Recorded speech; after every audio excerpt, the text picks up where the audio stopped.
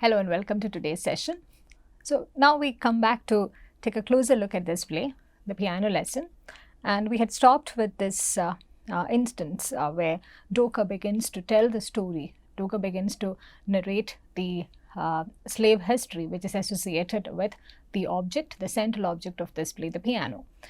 So Doka is narrating this to Boy Willie, and it isn't as if they are listening to this for the first time.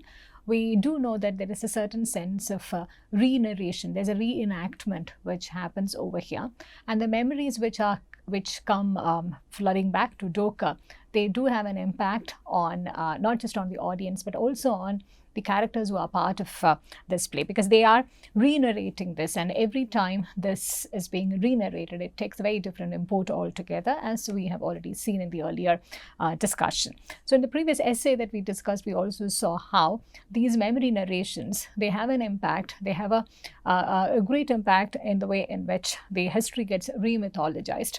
In this, every time the story is re-narrated, we find that it's a different identity, it's a different claim that they have on the past.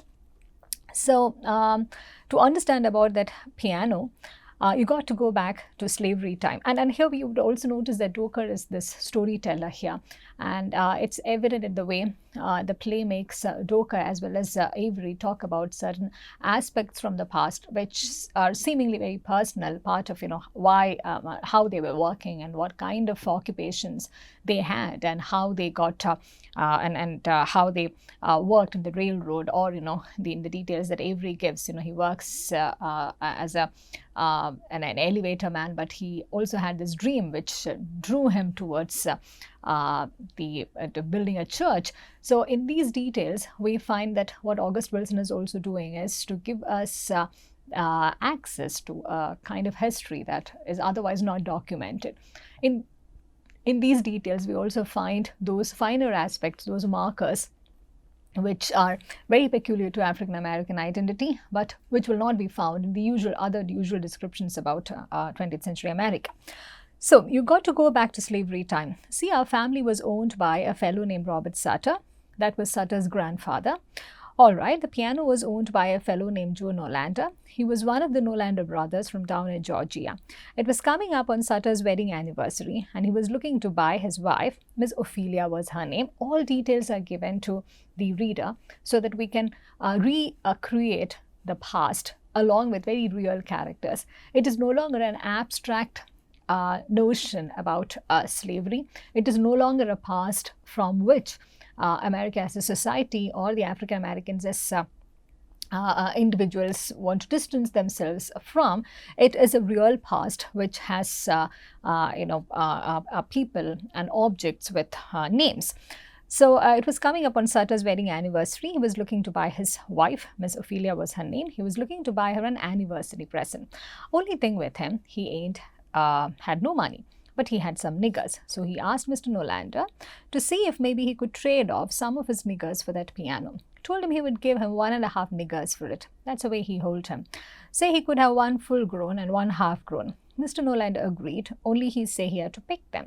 He didn't want Sutter to give him just any old nigger. So here, what we are also being made privy into is a kind of history where the interchangeability of person and object is possible. This interchangeability seems to be quite normative in this under the system of slavery. And when they are narrating this story, when Doka is narrating this story, it is also a realization that now they have come to a point where they can narrate this as a person without getting either objectified or getting into a position where they would be interchanged with another object. So this distancing that they seem to have achieved as individuals, as families, as communities, that's also very important when this retelling is being enacted over here. So told him he would, he didn't want Sutter to give him just any old nigger. He said he wanted to have the pick of the litter. Look at the vocabulary which is being used over here, where there is a dehumanization at work. Yeah, the object becomes in some sense more valuable than the living human beings themselves. So Sutter lined up his niggers, and Mr. Nolander looked them over, and out of the whole bunch he picked my grandmother. Her name was Bernice, same like Bernice. And he picked my daddy when he was nothing but a little boy 9 years old. So this is a history. This is where, where we also looked at the aspect of Bildungsroman, how this is about the coming of age of not just a person, where it takes generations for this Bildungsroman to complete. It's a story which begins with a piano, and where Doka's daddy is only 9 years old. They made the trade-off, and Miss Ophelia was so happy with that piano that it got to be just about all she would do was play on that piano. Yeah. So look at the kind of emotions which are being subtly discussed over here. There is a family which is sold into slavery. Even before their life starts with that moment of being sold into slavery, being exchanged for an object. And what the owner family, what the white family gets in return is, the emotions to which perhaps the Bernice and the 9-year-old boy never had access to and will never have access to either.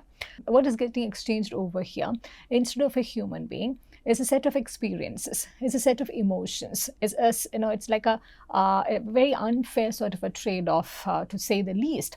And it's also something which impacts them for generations. So we also see how this the white kinship network works over here, and this happens at the expense of black lives. So whether it's Mr. Nolander or Robert Sutter, which is Sutter's grandfather, or Miss Ophelia, for whom the piano is being bought, we find that this kinship is quite strong, and their agenda is pretty much clear even when it is not spelled out at all. So all of these, the access to these emotions, access to these finer experiences, come at the expense of their black lives. So the black slave, in some sense, becomes the master's gift as well as the accessory, as we will very soon see in the play. All right, time go along. Miss Ophelia got to missing my grandmother, the way she would cook and clean the house and talk to her and whatnot, and she missed having my daddy around the house to fetch things for her. So the people over here, they are being seen as points, as human beings who would do things, who are useful.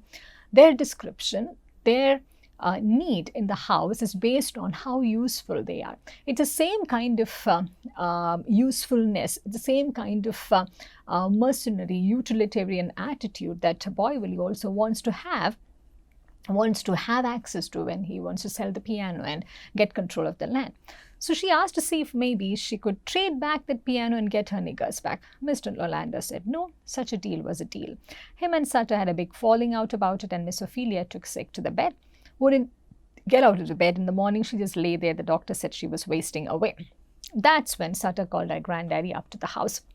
So here we find a very collaborative mode of storytelling over here. It's not as if Doka is telling the story for the first time, but it's an experience for them. It is something. We also find the sense of male bonding over here, about how the white men and the black men have a shared history, but they are in antithetical positions, and now the time has come where they are able to have access to a common ground, and this is the access that Boy-Willie wants to claim, and in some partial sense Doka also wants that to happen, though the play does not spell it out in any form. So now a granddaddy's name was Boy-Willie. That's who Boy-Willie is named after, only they called him Willie Boy. Now he was a worker of wood. He could make you anything you wanted out of wood. He'd make you a desk, a table, a lamp, anything you wanted. The white fellows around there used to come up to Mr. Sutter and get him to make all kinds of things for them. So the black lives are being used to decorate the white lives over here.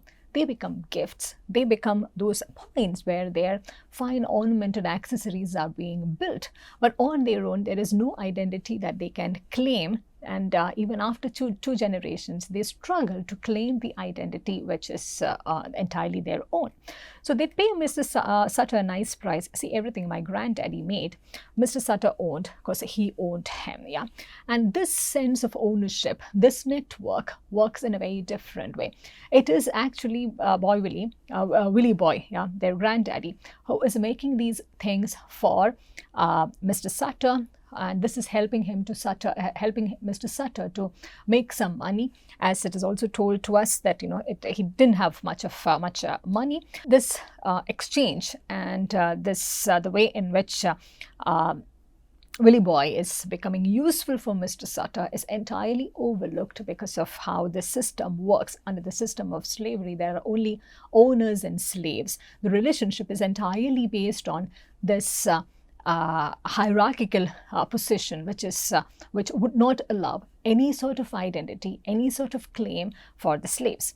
That's why when Mr. Nolander offered to buy him to keep the family together, Mr. Sutter wouldn't sell him. Told Mr. Nolander he didn't have enough money to buy him. Now, am I telling it right, whining boy here? So they're also, checking with each other about the validity, about the veracity of the story. So like we saw in the essay that we took a look at in the previous session, there is an eclectic phase at the beginning. They seem to have passed that phase. There's no longer a need for the stories to be validated from anyone outside. There is no external presence over here. They, within the family, within the community, as Black individuals, they are narrating as well as validating their own stories. In that process, creating their own histories. Yeah. Sutter called him up to the house and told him to carve my grandmother and my daddy's picture on the piano for Miss Ophelia. And he took and carved this. See that right there? That's my grandmother, Bernice. She looked just like that. And he put a picture of my daddy when he was in nothing but a little boy, the way he remembered him. He made them up out of his memory. One thing, he didn't stop there. He carved all this. He got a picture of his mama Esther, and his daddy, Boy Charles. That was the first Boy Charles. Yeah.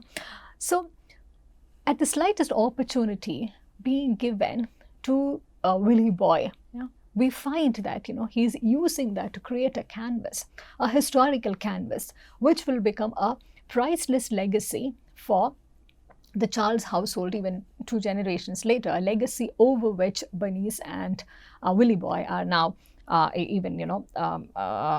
fighting, so to speak. Yeah?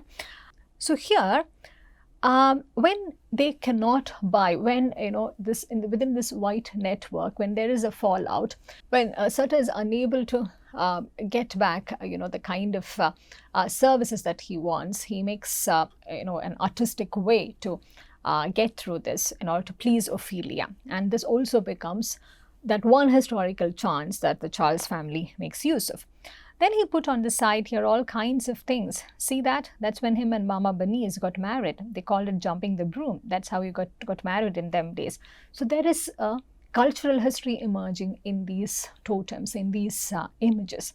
Then he got here when my daddy was born. Here he got Mama Esther's funeral. The entire cultural history, the entire historical trajectory could be found in this piano, in this object, which becomes a canvas for them. And here he got Mr. Nolander taking Mama Bernice and my daddy away down to his place in Georgia. He got all kinds of things, what happened with our family. It becomes a place where family history gets told, a family history gets documented, an unusual kind of documentation, but something which they also know that will stay. Like how we mentioned, at the slightest opportunity that they got to carve their history, they make it very graphic. They put it down without missing any detail. And there is absolutely no need for anyone from the outside to validate this. And now it's carved forever, etched forever in a very, very permanent way, in such ways that it could be handed down as a tangible thing, as a legacy as well. When Mr. Sutter seen the piano with all them carvings on it, he got mad. He didn't ask for all that. But see, there was nothing he could do about it. When Miss Ophelia seen it, she got excited. So it's also about what they ask for and what they get. It comes to a point when the writing of history cannot be negotiated, cannot be bargained with, cannot be messed up with. This is also very metaphorical in the sense that the moment the Black artist, the Black history writer here in this sense, Boy Charles is being given, Willie Boy is given a chance to document this history. He is doing it in such graphic and such permanent ways that it becomes uncomfortable for Sutter, but there's absolutely no way in which he can get rid of it either. Now, she had her piano and her niggers too. She took back to playing it and played on it right up till the day she died. All right. Now, see our brother, Boy Charles. That's Bernice and Boy Willie's daddy. He was the oldest of us three boys. He's dead now, but he would have been 57 if he had lived. He died in 1911 when he was 31 years old.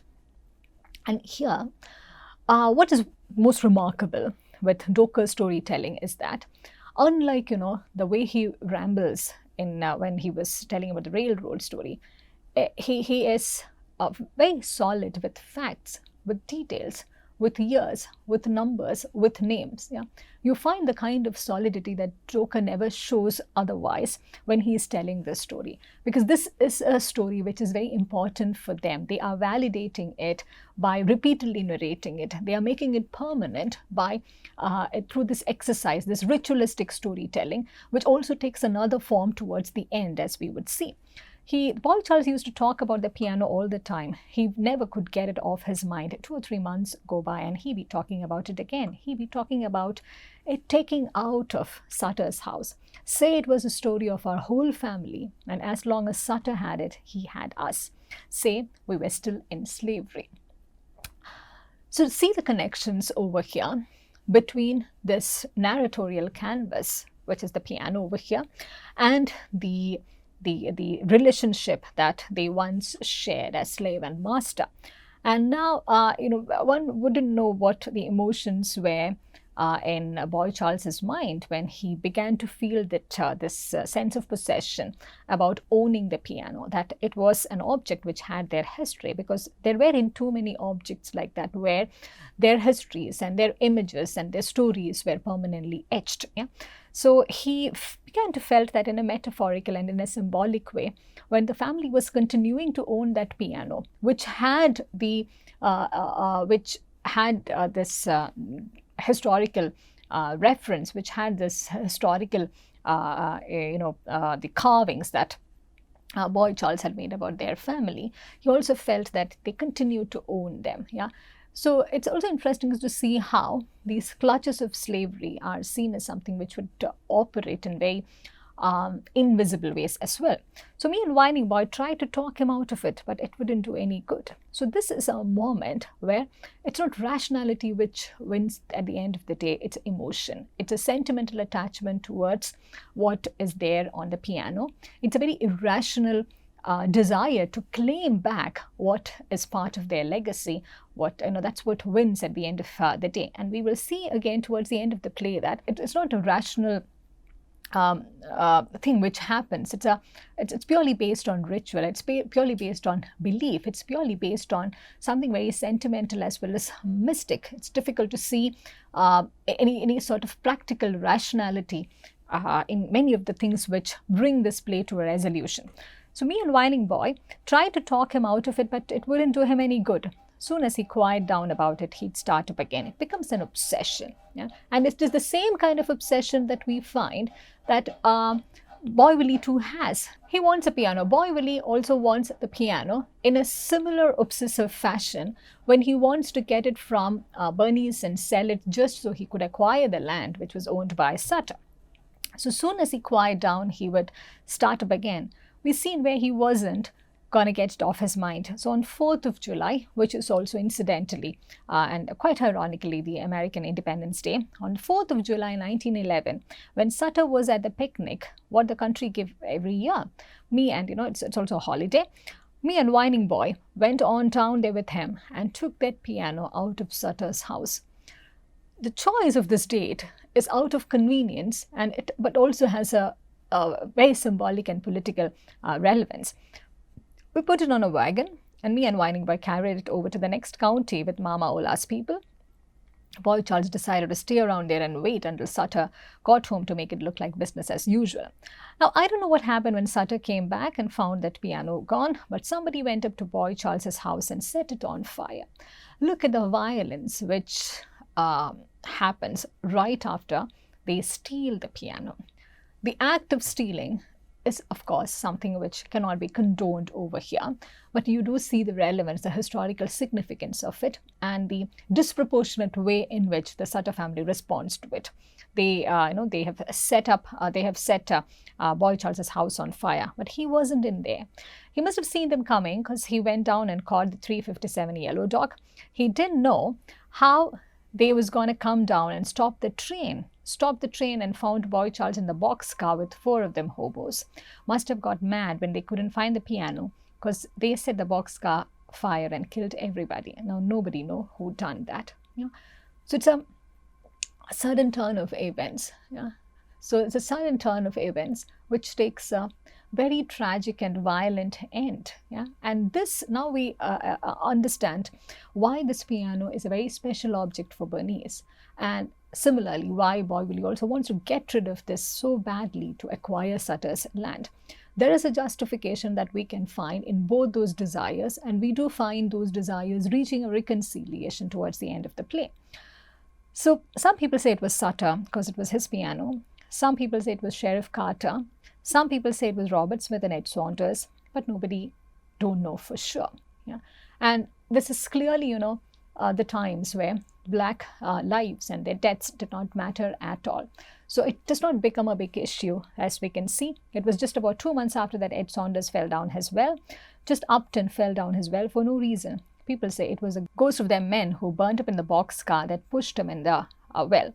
They started calling them the ghost of the Yellow Dog. Now we know what Yellow Dog is. Yellow Dog is the train. Yellow Dog is the boxcar inside which all these men were burnt. The black men were burnt because they had presumably stolen the piano where their history was written. So it would be an entirely futile exercise to start a discussion about whether that act was required in the first place, whether it was foolish on Boy Charles's part to go and steal that piano from the White Sutter's house in the first place.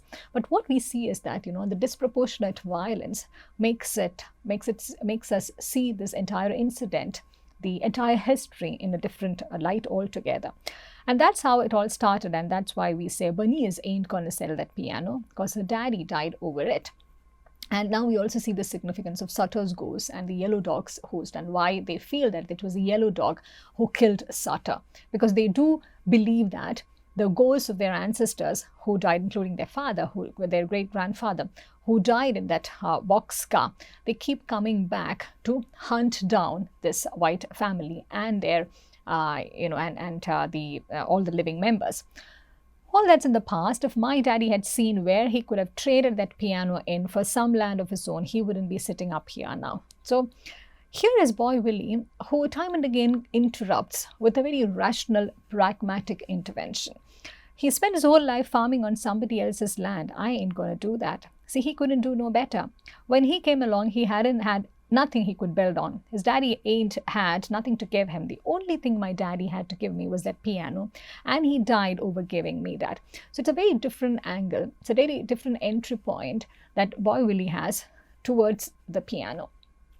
It's not sentimental. He sees something of something valuable in that, something very tangible that could come out of the piano, like buying land. So he's also reiterating, if Bernice can see that, then I'm going to go ahead and sell my half, and you and whining boy know I'm right.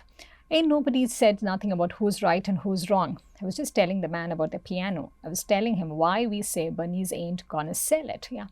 So it's not like like it was mentioned before. It's not like Dokar is narrating the story for the first time.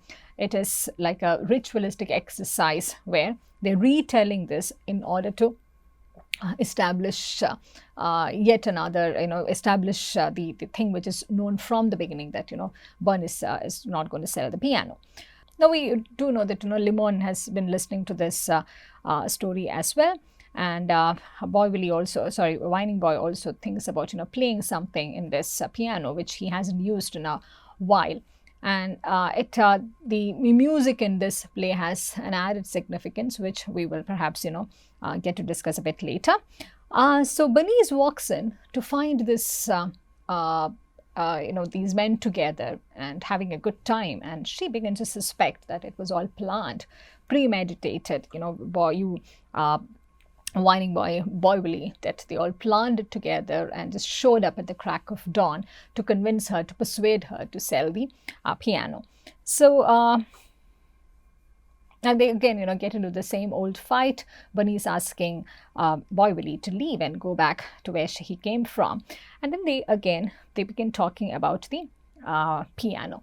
So just the way Boy Charles was obsessed about the piano, and in getting it back, he also had to sacrifice his life. He is burnt to death.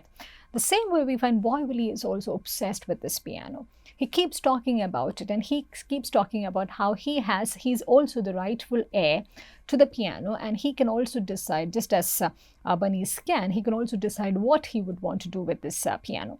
He died by himself. Where was you and Doka at then? Don't come telling me nothing about this piano. This is me and Bernice's piano. Am I right, Doka? Yeah, you're right. Yeah, so they're not allowing, this is, we do know that the relationship within this family is very complex. It's very complicated. It's not that they all hate each other, but there are these circumstances which forces them to take different stances depending on how they are looking at their history.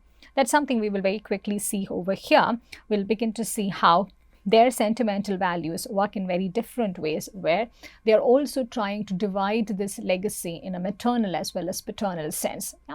So during this instance, we find there are multiple instances where Sutter's ghost is heard again, but it's only Bernice who seems to be affected by it. So Bernice is also trying to convince Boy Willie, saying money can't buy what piano cost. You can't sell your soul for money. It won't go with the buyer. It'll shrivel and shrink to know that you ain't taken on to it, but it won't go with the buyer. I ain't talking about all that woman. I ain't talking about selling my soul. I'm talking about trading that piece of wood for some land.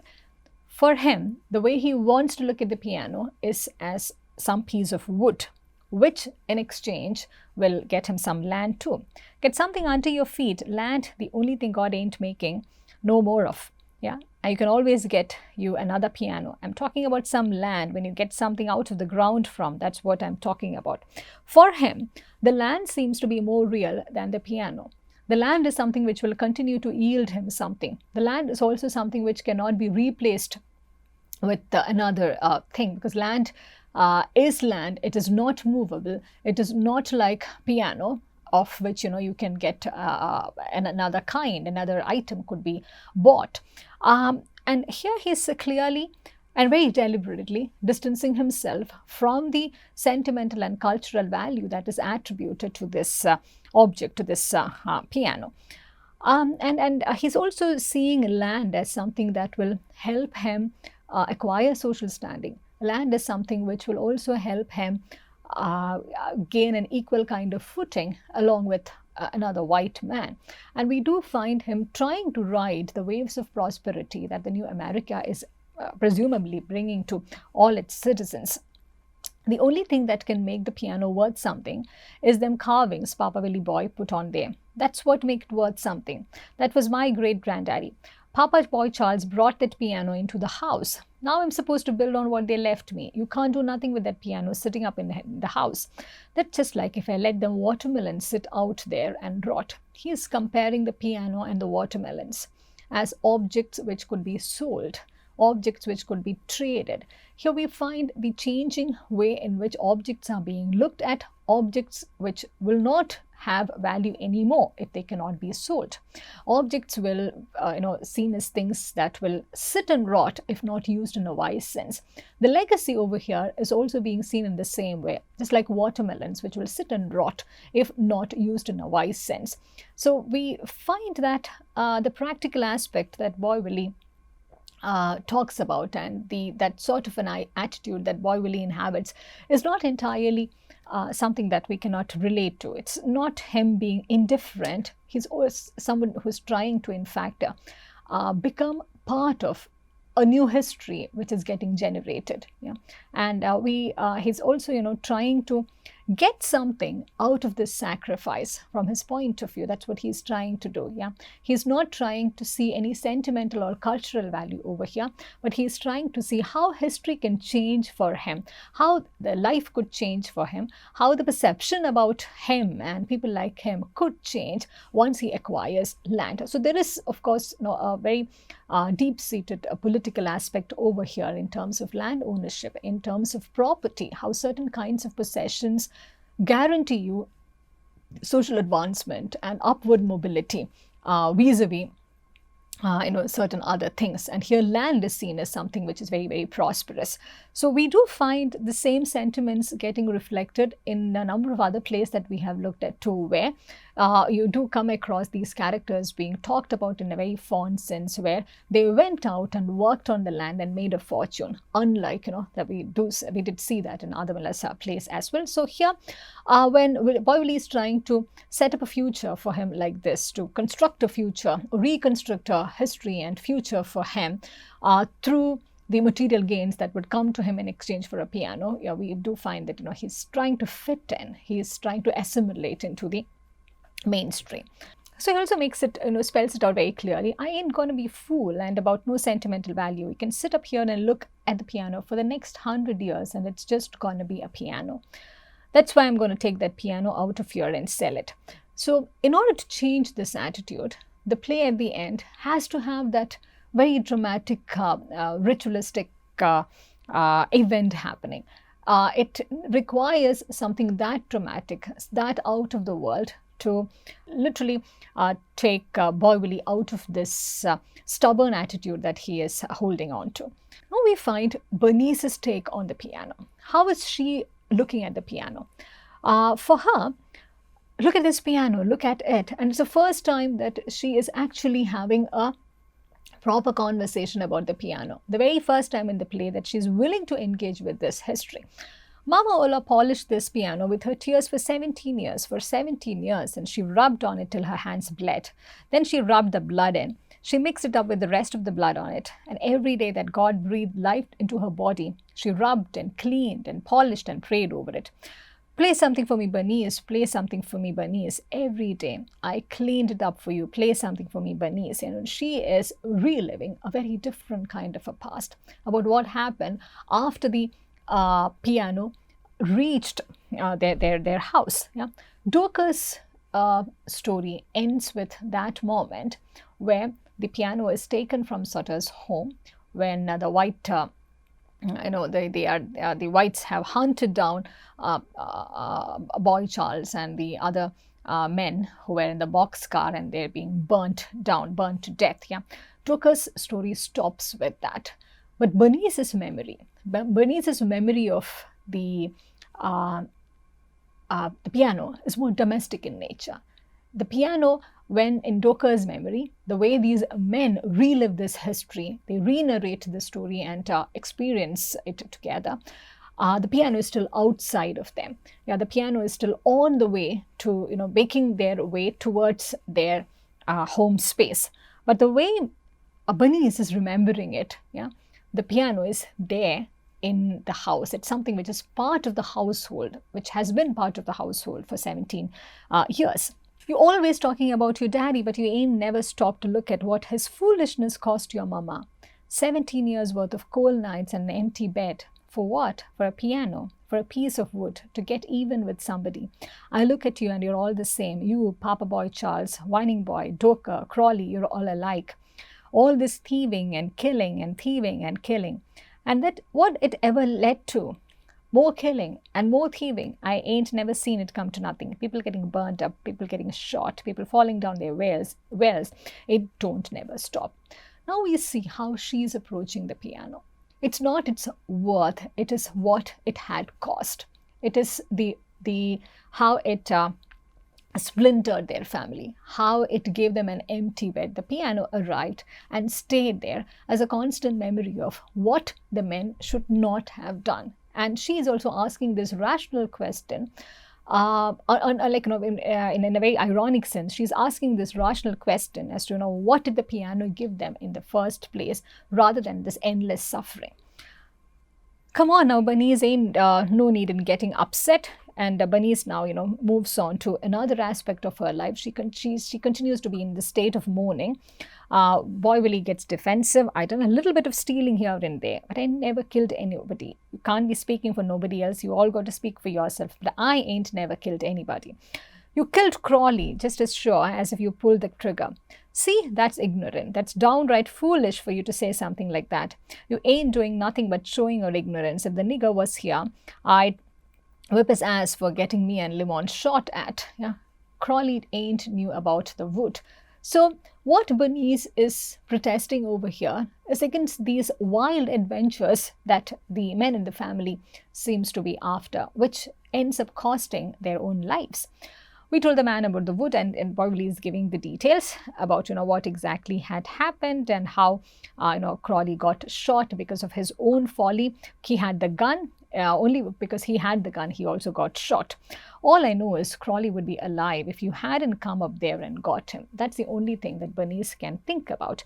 Here we do know that what is dividing them over here is a certain division which they have maybe inadvertently brought in to this legacy. There is a paternal and maternal division of legacy. There's a way in which Boy Charles looked at the piano, felt about the piano, obsessed about the piano, and he was not even there eventually when he could bring it home, and he stole and bring it home. It became a constant reminder of what the piano had cost them. Yeah. So this division of legacy in a paternal as well as in a maternal sense, it operates across generations. So it's very evident in the way Bernice and Boy Willie are responding to the piano, depending on what aspect of history they are latching onto. So we find that Willie's rebelliousness is something which is handed down from his father, and Bernice's mournful suffering is also something that she seems to have inherited from her mother. And there is an intergenerational quality about the legacy over here. There's an intergenerational as well as gendered quality about the kind of emotions that they choose to subscribe to. So when Act 1 ends, we find that there's a lot of resentment. There's a lot of miscommunication and mistrust over here, largely based on the biased nature of the approach towards legacy. There is gender, which is at the heart of it. It's almost like a wedge between the siblings, and it cuts across into these different generations as well. So as we bring this discussion to an end, we find that there is a need for a very dramatic and perhaps a very violent kind of an intervention in order to bring peace into this situation, in order to resolve this issue. And the mourning and the suffering and the loss, which began with a lot of violence, also needs to be put to an end in a very ritualistic sense, in a very dramatic sense, just the way we would see towards the end of this play. And we find that the play oscillates between the rational element and these mystic elements in order to incorporate two kinds of traditions, two kinds of modernities. One which is very deeply white and upper class, and the other one which is based on a tradition of slavery, which has come out of a history which does not find getting documented in most mainstream histories of those times. So with this, we bring this discussion to an end, and we will continue with the play in the following sessions. I thank you for your time, and I look forward to seeing you in the next session.